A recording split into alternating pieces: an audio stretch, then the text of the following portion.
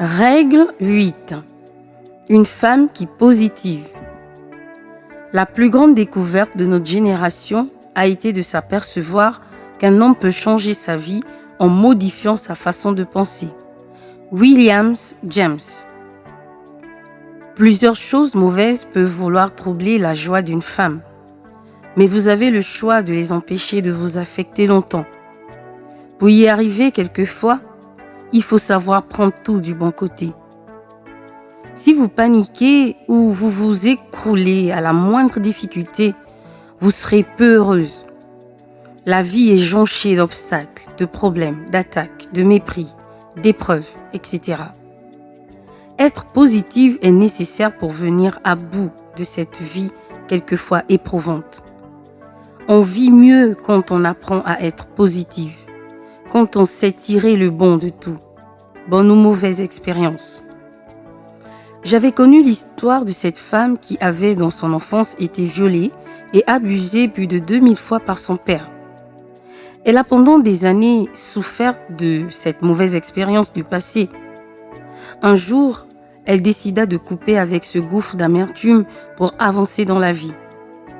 Dès que son mental changea de cap, plusieurs événements heureux prirent place dans sa vie. Aujourd'hui, elle est mariée et est l'une des plus grandes conférencières du monde, Joyce Meyer. Parlons de l'histoire d'une autre femme née avec un grand handicap physique au point d'avoir été nommée la femme la plus laide du web du monde entier. Elle s'appelle Lizzie Velasquez, une Texane souffrant d'un syndrome génétique rare qui la défigure et fait d'elle la femme la plus laide au monde. Dans son enfance, elle subit les pires rejets et moqueries de la part de ses amis et en grandissant, elle fut élue la femme la plus moche du monde. Elle pouvait faire de tous ces événements malheureux un moyen de sombrer ou une occasion de mettre fin à ses jours. Mais elle décida de penser autrement, de plutôt faire de son handicap un tremplin pour être heureuse. Aujourd'hui, elle est la porte-voix des jeunes victimes d'harcèlement sur Internet.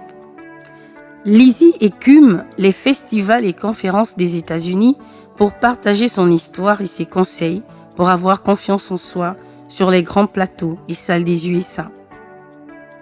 Vous savez, à force de penser négativement, on finit par obscurcir sa vie et par pourrir celle de nos proches.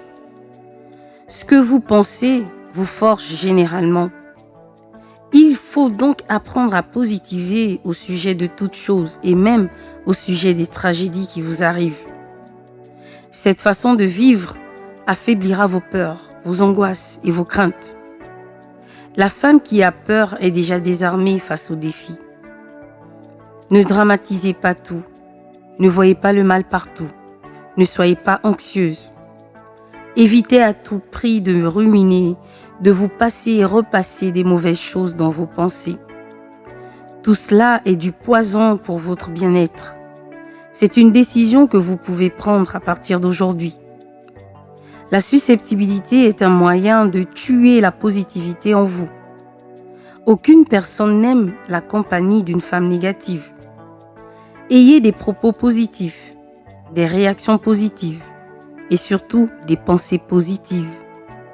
Je pense, donc je suis, n'est pas qu'une théorie inventée, c'est une réalité. Une femme négative aura un épanouissement mitigé. Certaines femmes sont jusqu'à présent dans la solitude car elles sont trop amères et négatives en tout. Évacuez votre amertume, justement par la prière, et décidez d'être positive dès aujourd'hui.